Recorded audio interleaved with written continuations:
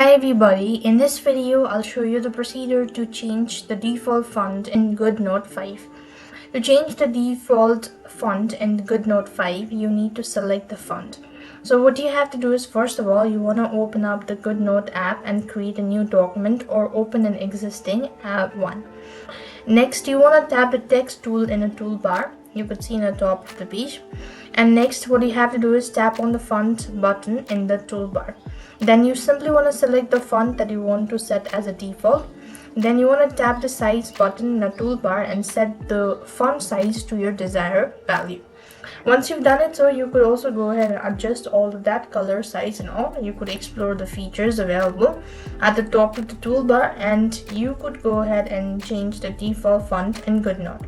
That is how it actually works. I hope the video was helpful. Make sure to like, share and subscribe to our channel. See you in the next video.